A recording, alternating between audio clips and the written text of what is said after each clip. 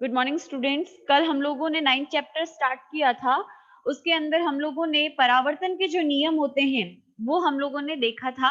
क्या होता है, फर्स्ट नियम क्या था परावर्तन का कि जैसे कोई ये समतल दर्पण है या परावर्तक कोई पृष्ठ है।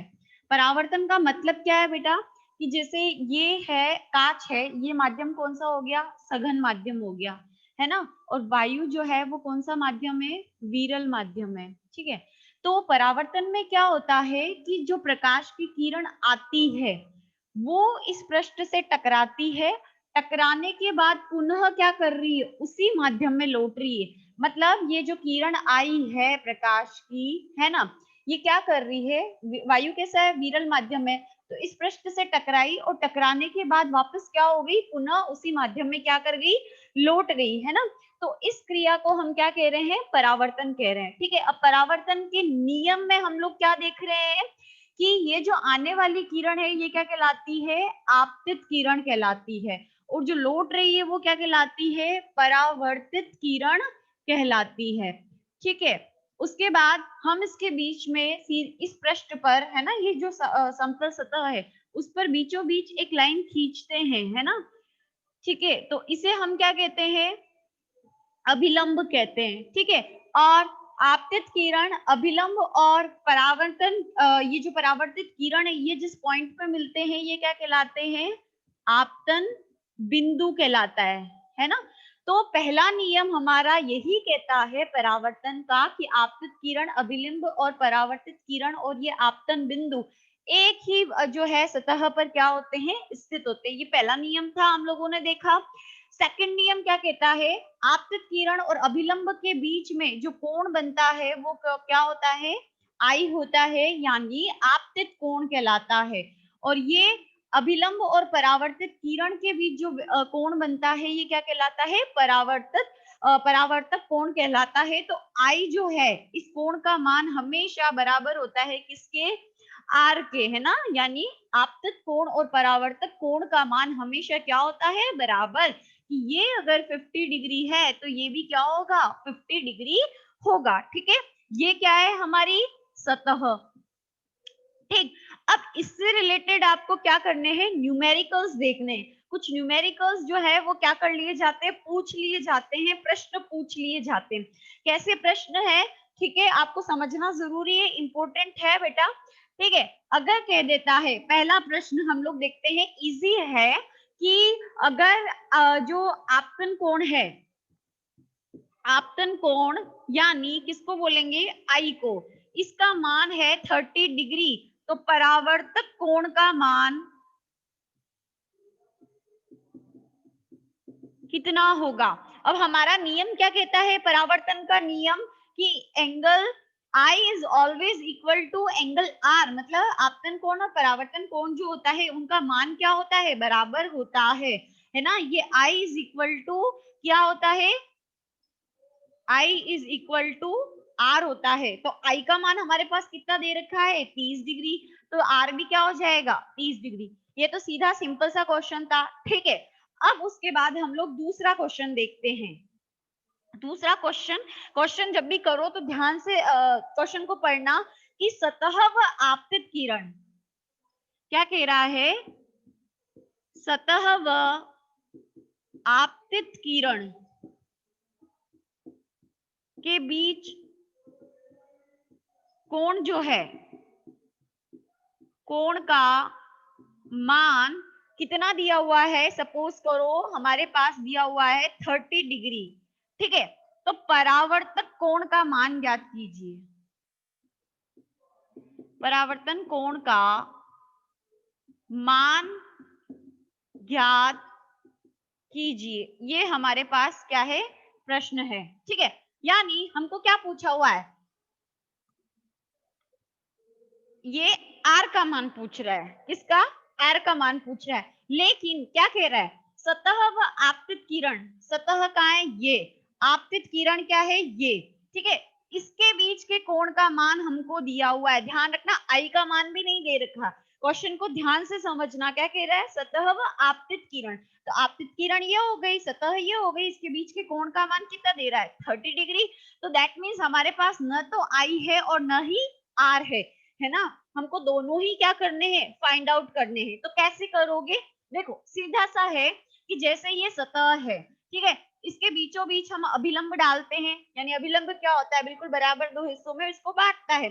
तो एंगल कितना बना, यहाँ पर 90 डिग्री का एंगल बना कि नहीं बना, ये भी 90 और ये भी 90, ठीक है। अब इसके अंदर हमको क्या कह रहा है कि ये 90 डिग्री है, लेकिन यहाँ पर अगर हम लोग क्या करते हैं, इस अभिलंब पर या आपतित किरण डालते हैं ना, तो ये हो गई हमारी आपतित किरण, ठीक है, और ये हो गई सतह। अब इसके बीच का ये कोण है, इसका मान हमको दिया हुआ है 30 डिग्री, ठीक है, और ओवरऑल मतलब ये पूरा तो है 90, लेकिन इसका मान हमको दिया हुआ है कितना, 30, है ना, 30 डिग्री दिया हुआ है। तो अभी हम लोग क्या करेंगे, सबसे पहले ये आई फाइंड आउट करेंगे। आई कैसे फाइंड आउट कर सकते हो कि पूरे कोण का मान कितना है बेटा, 90, 90 में से हम 30 घटा देंगे, है ना, 90 में से अगर मान लो, क्योंकि 30 हमको दिया हुआ है, इस छोटे वाले कोण का मान दिया हुआ है, तो 90 माइनस 30 करोगे तो कितना बच जाएगा हमारे पास, 60, है ना। तो हमारे पास आई का मान क्या आ गया, 60, और हमारे पास जो हम परावर्तन का नियम है वो क्या कहता है, आई जो कोण आई का मान होता है वो बराबर होता है कोण आर के, यानी आपतित कोण का मान परावर्तक कोण के क्या होता है, बराबर। तो आई हमारे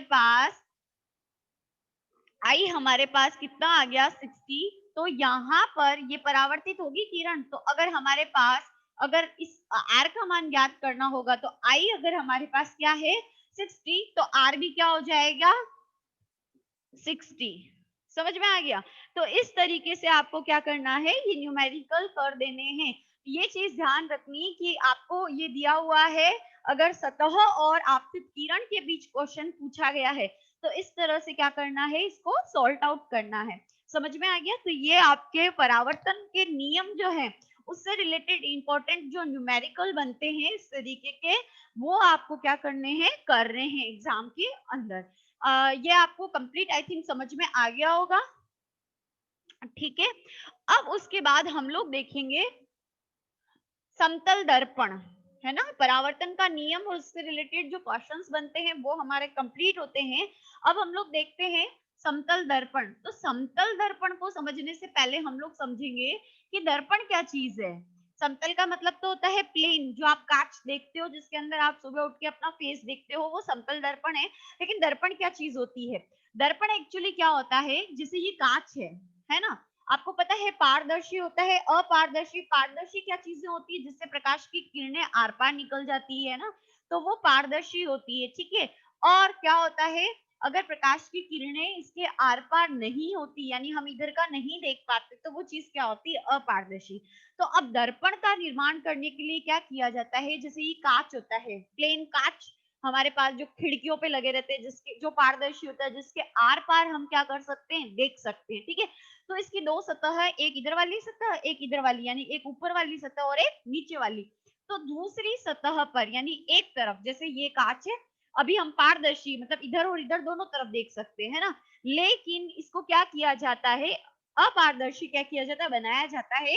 दूसरी सतह पर क्या कर दिया जाता है, लेपित किया जाता है, मतलब इसके ऊपर जो है, जैसे हम कलर करते हैं ना, पेंट करते हैं, वैसे ही क्या कर दिया जाता है, सिल्वर या फिर एल्यूमिनियम से इसको क्या कर दिया जाता है, कोटित कर दिया जाता है, मतलब इसको लेपित कर दिया जाता है। यानी अगर ये कांच का टुकड़ा है, हम इसके आर पार देख सकते हैं, लेकिन अगर क्या होता है, हम की इसकी ये दो सतह है, एक सतह ये दोनों तरफ अभी देख पाएंगे क्योंकि पारदर्शी। लेकिन अगर मैं एक सतह पे इधर क्या कर दूं, इसके एल्यूमिनियम या हम जो सिल्वर होता है मतलब चांदी, उससे क्या कर दें, पतली इसकी परत लगा दें यहाँ पर, तो प्रकाश इसके आर पार नहीं जा पाएगा, और फिर इसके अंदर हम लोग क्या कर पाते हैं, अपना चेहरा क्या कर पाते हैं, देख पाते हैं।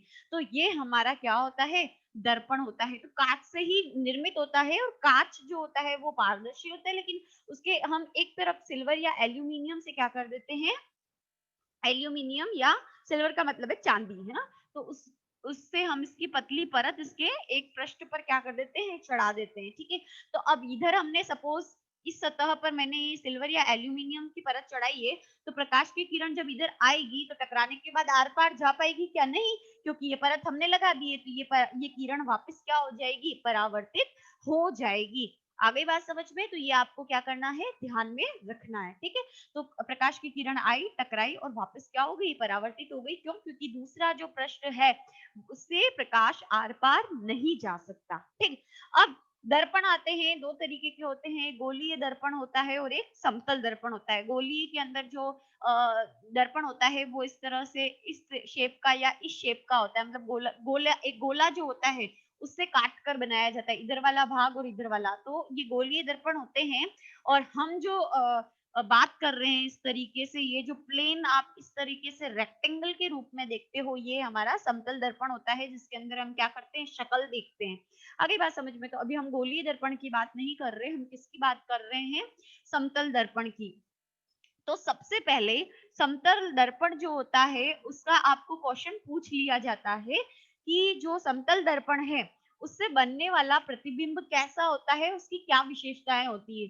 तो समतल दर्पण समझ गए हो ना? समतल दर्पण इस तरह से रेक्टेंगल होता है और उसकी एक तरफ, मतलब ये दर्पण है, इसके एक तरफ सिल्वर या एल्यूमिनियम की पतली परत होती है। तो आप जो कांच देखते हो, आप अपना फेस जो देखते हो वो समतल दर्पण ही है। जब कभी टूट जाता है तो देखा करो पीछे ब्राउन ब्राउन कलर की कोट होती है उसके ऊपर, है ना? तो इसी वजह से हम उसके जो चेहरा है वो देख पाते हैं। तो अब आता है कि समतल दर्पण से बनने वाला प्रतिबिंब,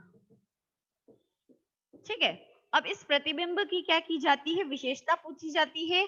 या आपको ऐसे भी क्वेश्चन आता है कि समतल दर्पण से बनने वाला जो प्रतिबिंब होता है उसका क्या कीजिए? आरेख बनाइए। तो अभी हम लोग इसको समझने से पहले बेटा कुछ इंपॉर्टेंट टर्म्स जो है वो समझेंगे, है ना? तो यहाँ पर बिंब का क्या मतलब है? बिंब यानी वस्तु। जैसे मैं हूं, मैं कांच में अपनी शक्ल देख रही हूँ, ठीक है? तो मैं यहाँ पर क्या हुई? बिंब हुई, ठीक है? मेरी जो है पिक्चर कांच के अंदर दिख रही है, तो मैं क्या हुई? बिंब हुई, ठीक है? तो वस्तु को हम बिंब कहते हैं। फिर आता है टर्म प्रतिबिंब।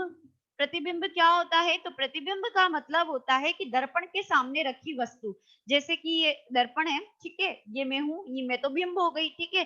तो दर्पण के सामने रखी वस्तु की दर्पण में जो आकृति बनती, इस कांच में जो मेरा चित्र दिखाई देगा, है ना, उसे हम क्या कहेंगे? प्रतिबिंब कहेंगे।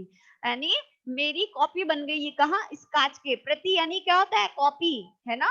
तो कॉपी बन गई किसमें? इस कांच में। तो जो कांच के अंदर मेरी शक्ल दिख रही है ना, वो मेरा प्रतिबिंब है। समझ में आ गया? फिर है प्रतिबिंब के प्रकार। प्रतिबिंब के दो प्रकार होते हैं, एक होता है वास्तविक, ठीक है, और दूसरा होता है आभासी। क्या मतलब होता है? जैसे अगर मैं बात करूं, जैसे कि हमारे पास आपने एट्थ या एट्थ क्लास के अंदर दर्पण या लेंस देखे हैं, अवतल और उत्तल, सुना है? अब उसके अंदर जैसे कि बात करते हैं हम अवतल, अवतल की दूसरी सतह पर क्या होता है? इस तरह से सिल्वर लगा रहता है, तो प्रकाश आर पार नहीं जाता। तो किरण ऐसे आएगी और टकरा के ऐसे चली जाएगी, आएगी, टकरा कर क्या हो जाएगी? टकरा कर क्या हो जाएगी? वापस इस तरीके से क्या हो जाएगी? चली जाएगी। तो अब जो पिक्चर बनती है वो कब बनती है? जब हम इन किरणों को क्या करते हैं? आगे बढ़ाते हैं, है ना? इन किरणों को क्या करते हैं? आगे बढ़ाने से जो पिक्चर बनती है वो क्या होती है? आभासी। और आभासी हमेशा कैसी होती है?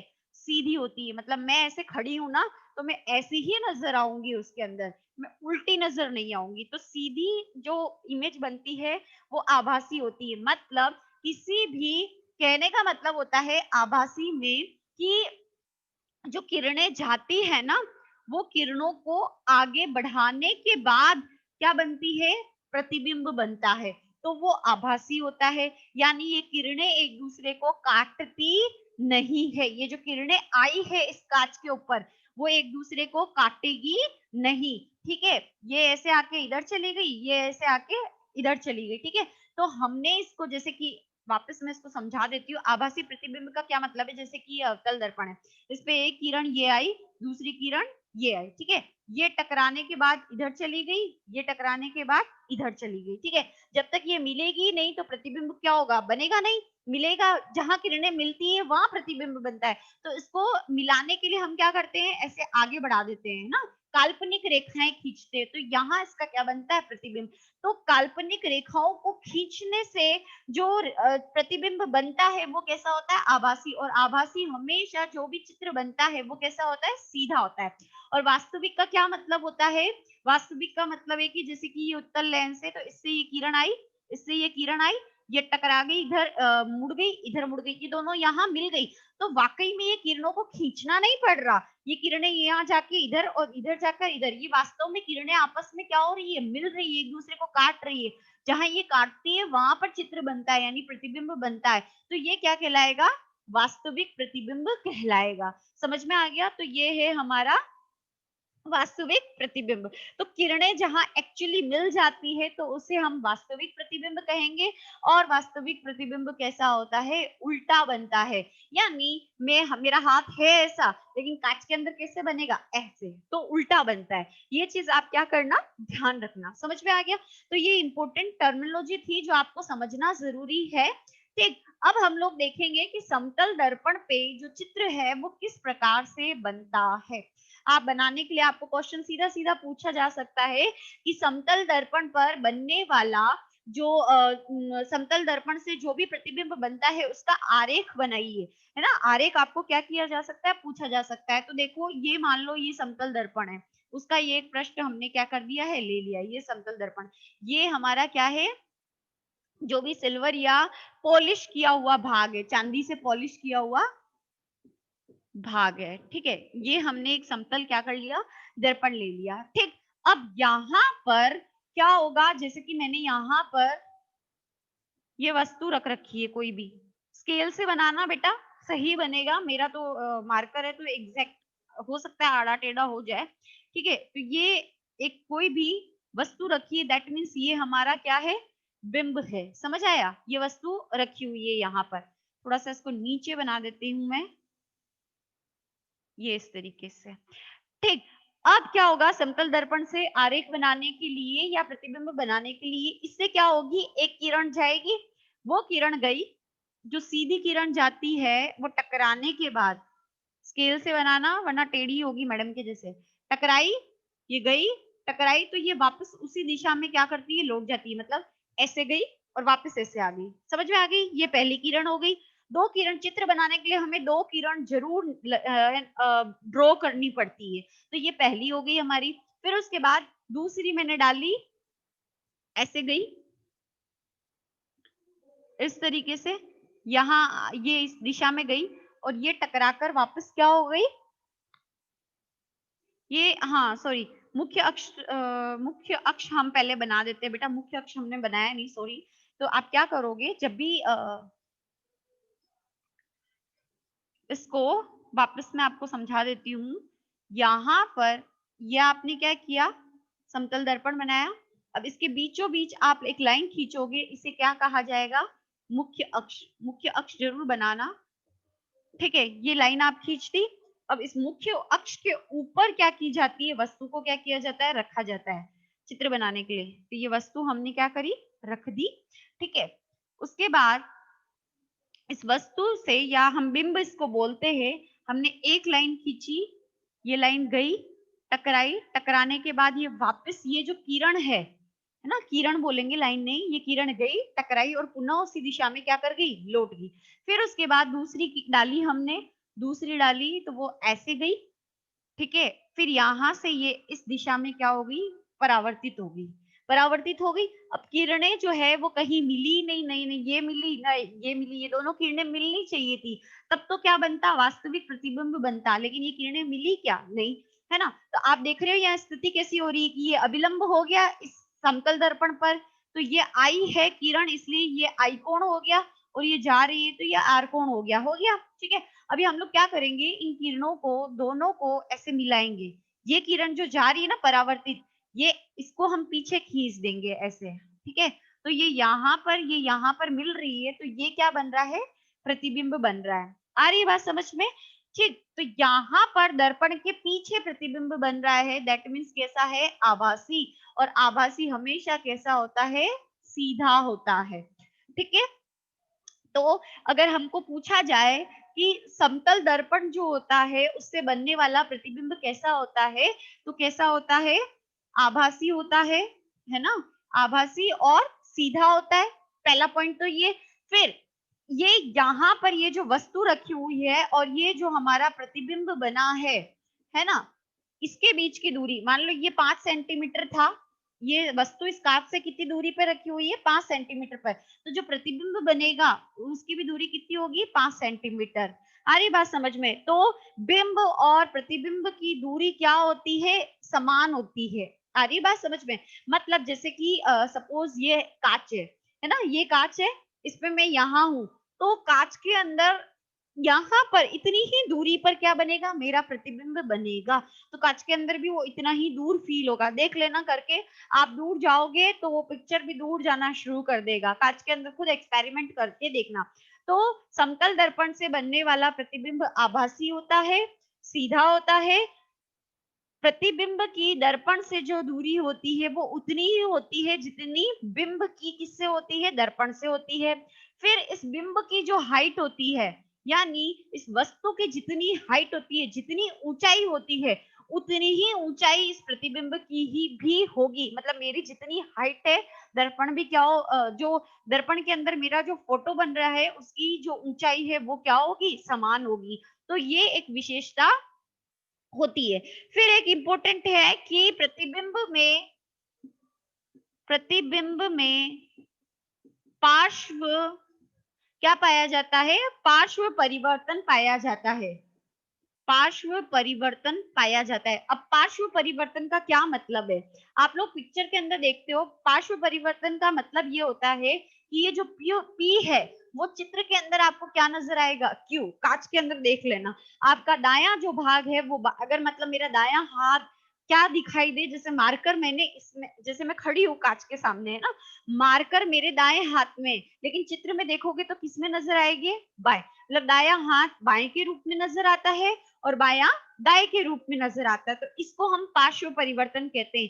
पी का ये जो साइन होता है वो इसका जो गोला होता है वो इस तरफ होता है, लेकिन कांच में देखो तो कैसा दिखाई देगा, ऐसा क्यू बन जाएगा, उल्टा हो जाएगा ना। ये दिशा यूं थी लेकिन यूं हो गई, तो इसे हम क्या कहते हैं, पार्श्व परिवर्तन। तो पार्श्व परिवर्तन जो है वो क्या होता है, पाया जाता है किसके अंदर, समतल दर्पण के अंदर। तो ये चीज आप ध्यान रखना कि क्या है, प्रतिबिंब सदा आभासी सीधा होता है। प्रतिबिंब का आकार वस्तु के क्या होगा, बराबर होगा। मतलब जितना आकार इसका होगा उतना ही आकार इस चित्र का भी होगा जो कांच के अंदर बनेगा। प्रतिबिंब दर्पण के पीछे उतनी ही दूरी पर बनता है जितनी दूरी पर क्या होता है, ये बिंब रखा रहता है। और प्रतिबिंब में पार्श्व परिवर्तन होता है, मतलब दायां बायां दिखता है और बायां दायां दिखता है। फिर प्रतिबिंब तथा बिंब दोनों एक ही चाल से क्या करते हैं, गति करते हैं। मतलब आप अगर ऐसे पीछे जाओगे तो प्रतिबिंब भी आपको सेम क्या होगा, उसी स्पीड से पीछे न जाता हुआ नजर आएगा। बिंब की ऊंचाई जो होती है, यानी इस वस्तु की ऊंचाई और इसकी ऊंचाई क्या होती है, बराबर होती है, हाइट बराबर होती है। तो ये विशेषता होती है किसकी, समतल दर्पण की। अब आता है इंपॉर्टेंट क्वेश्चन, आपकी बुक में भी दिया है कि सिद्ध कीजिए कि दर्पण में प्रतिबिंब दर्पण के पीछे उतनी ही दूरी पर बनता है जितनी दूरी पर बिंब रखाता है। मतलब ये दूरी जो होती है, यानी ये दर्पण है हमारे पास, तो ये दूरी और ये दूरी बराबर होती है, इसको सिद्ध कीजिए। ऐसा क्वेश्चन आपको पूछा जा सकता है, उदाहरण करके आपकी बुक के अंदर दिया हुआ भी है, लेकिन वो थोड़ा आपको समझने में कॉम्प्लिकेशन होगी, इसलिए मैं यहाँ पर ड्रॉ करके और अपनी जो है सिद्ध करना बता रही हूँ, तो उस अकॉर्डिंग आप कर सकते हो। ठीक है,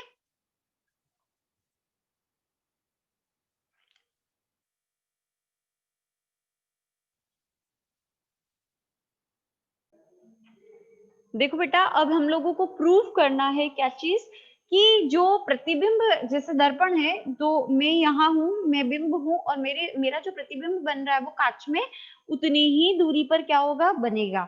आ रही बात समझ में? ये हमको मतलब इस डिस्टेंस को क्या करना है, इक्वल बताना है। तो क्या करेंगे, देखो सबसे पहले हम लोगों ने क्या किया, एक एम एन समतल दर्पण लिया है, ये एम, ठीक है, और ये एन, ये हम लोगों ने क्या लिया है, समतल दर्पण लिया है। अब इसका ये जो प्रश्न है, मान लो क्या है, कोटेड है, मतलब लेपित कर रखा है। अब ये मैंने रखी है वस्तु ओ, ठीक है। अब इससे मैं क्या करूंगी, दो किरणें क्या करूंगी, डालूंगी, दो आपतित किरण डालूंगी। पहली मैंने कौन सी डाली है, देखो पहली किरण ली है मैंने, पहली आपतित किरण ओ ए ली है, ठीक है। यानी एम तो यहाँ पर ये दर्पण है, ये ओ ए ली है मैंने, पहली आपतित किरण आई है यहाँ पर ओ, ठीक है, ओ ए, ठीक। तो ये क्योंकि सीधी आई है इस पृष्ठ पर, तो ये वापस उसी दिशा में क्या होगी, लौटेगी। तो आपतित किरण तो हो गई ए ओ, ठीक है। फिर पहली परावर्तित किरण क्या होगी, क्योंकि ये वापस उसी डायरेक्शन में लौट रही है ना, आई ए से, ये समतल दर्पण है एम और एन, ठीक है। अब यहाँ पर जो पहली आपतित किरण है वो ओ ए है, ये वापस उसी दिशा में परावर्तित हो जाती है, तो परावर्तित किरण क्या हो गई, ए ओ, तो आई ओ ए और गई ए ओ, ठीक है। दूसरी आपतित किरण ओ से आई और इस बी बिंदु पे, ये समतल दर्पण है हमारा एम और एन, तो इसके बी बिंदु पे आई, तो ये आपतित किरण क्या हो गई हमारी, दूसरी आपतित किरण हो गई ओ बी। अब ये वापस क्या होती है, परावर्तित होती है इस डायरेक्शन में बी और सी, तो ये परावर्तित, ये आपतित हो गई और ये परावर्तित किरण हो गई, ठीक है। अब उसके बीच हमने अभिलंब डाल दिया, ये सीधा सीधा इस समतल दर्पण के पृष्ठ पर अभिलंब डाला। अभिलंब को क्या बोला हमने, बी एन या एन बी, कुछ भी लिखो, ठीक है। तो ये अभिलंब हमने डाल दिया, तो ये हमारा क्या हो गया, अभिलंब हो गया, ठीक है। तो ये आपतित किरण है, ये परावर्तित किरण है, इनके बीच में ये जो कोण होता है ये आपतित कोण और ये परावर्तित कोण है, इसको नाम दिया एंगल बी ए वन, इसको एंगल टू, ये एंगल थ्री हो गया, ये एंगल क्या हो गया, फोर हो गया। समझ में आ गया। अब हमको क्या करना है, प्रतिबिंब प्राप्त करना है। तो आपको पता है कि समतल दर्पण है तो आभासी प्रतिबिंब होता है, तो इस लाइन को हमने क्या किया, पीछे की ओर खींचा, और ये यानी ये परावर्तित किरण इसी डायरेक्शन में जा रही है, तो इस परावर्तित किरण को हम क्या कर रहे हैं, आगे की ओर खींच रहे हैं। अब ये परावर्तित किरण है बी और सी, तो इसको भी हम इधर आगे खींच रहे हैं दर्पण के पीछे, तो यहाँ पर क्या बनेगा हमारे पास, ये आई जो है प्रतिबिंब बनेगा, और कैसा होगा, आभासी प्रतिबिंब जो है वो आई पर क्या होगा, बनेगा। समझ में आ गया। अब हमको क्या करना है, डिस्टेंस प्रूव करना है कि ये ओ ए है ना, ये डिस्टेंस किसके बराबर है, ए आई के बराबर है। ये दूरी क्या है, यानी ये तो वस्तु है हमारी, बिंब है, बिंब की दर्पण से दूरी और इस प्रतिबिंब की दर्पण से दूरी क्या होती है, सेम होती है। ये हमको क्या करना है, प्रूव करना है। तो इसको प्रूव करने के लिए क्या करेंगे, देखो सबसे पहले यहां तक मैंने आपको समझा दिया, परावर्तन के नियमानुसार angle I is equal to angle R होता है, तो कोण ए किसके बराबर हो गया, कोण दो के, तो क्योंकि एक क्या है I और दो क्या है R, तो ये कोण हो गया एक बराबर कोण दो। समझ में आ गया। फिर आता है शेष कोण, कौन से बचते हैं, तीन और चार, शेष कोण तीन और चार, ये दोनों भी बराबर होंगे। क्यों होंगे, क्योंकि ये एक ही अभिलंब पर क्या है, स्थित है। तो कोण तीन का मान क्या होगा, कोण चार, ये दोनों क्या हो गए, बराबर हो गए। तो हमारे पास कोण एक बराबर हो गया कोण दो के, तीन हो गया चार के, क्योंकि अभिलंब रेखा के कारण, एक ही अभिलंब रेखा से ये काटे जा रहे हैं इसलिए। अब स्पष्ट है कि कोण जो एंगल तीन है वो किसके बराबर हो जाएगा, एंगल फाइव के। Angle three is equal to किसके हो जाएगा, एंगल थ्री जो है वो बराबर हो जाएगा एंगल फाइव के। क्यों, क्योंकि ये अपोजिट एंगल है इधर से इधर, ठीक है। तो एंगल थ्री हो गया एंगल फाइव के इक्वल। अब हम देखेंगे कि त्रिभुज ओ ए बी, यानी ये वाला त्रिभुज, ठीक है, ये वाला त्रिभुज बराबर है, समरूप है किसके, त्रिभुज आई ए और बी के, मतलब इस त्रिभुज, ये दोनों समरूप है। कैसे समरूप हुए, यहाँ पर समरूप होने के लिए क्या होता है, दो कोण बराबर चाहिए होते हैं और एक भुजा उभयनिष्ठ होना चाहिए, उसे हम समरूप त्रिभुज कहते हैं। तो देखो कोण तीन किसके बराबर है, कोण फाइव के, आ गई बात समझ में, क्यों हो गए, ठीक है। फिर उसके बाद यहाँ पर आप देखते हो, क्योंकि एक ही आधार रेखा है इनकी, तो यहाँ पर ये 90 डिग्री 90 डिग्री, तो ये दूसरा कोण बराबर हो गया। आगे बात समझ में। और भुजा उपनिष्ठ कौन सी है, ये ए और बी, एक भुजा इनमें क्या है, सेम, तो ये कैसे है, समरूप, ठीक है। अब ये समरूप है, यहाँ पर ये 90, ये एंगल बराबर, ये भुजा सेम, तो ये भुजा भी क्या है, बराबर है, मतलब ओ ए इज इक्वल टू क्या है, ए आई, ओ ए इज इक्वल टू ए आई, तो इनका मान दोनों का बराबर है, मतलब क्या है, समान दूरी पर स्थित है। तो इस तरीके से हम क्या कर सकते हैं, समतल दर्पण की जो दूरी मतलब समतल दर्पण में बिंब और प्रतिबिंब की जो दूरियां होती है दर्पण पर, वो क्या होती है, बराबर होती है। हम इस तरीके से क्या कर सकते हैं, प्रूव कर सकते हैं। आगे बात समझ में, आई रिपीट, एम एन हमने समतल दर्पण लिया है, वस्तु ओ ली है, ओ से हमने पहली आपतित किरण डाली, उसका नाम दिया ओ ए, ये वापस टकराने के बाद उसी दिशा में परावर्तित हुई, तो परावर्तित किरण कौन सी हो गई, पहली हमारी ए ओ।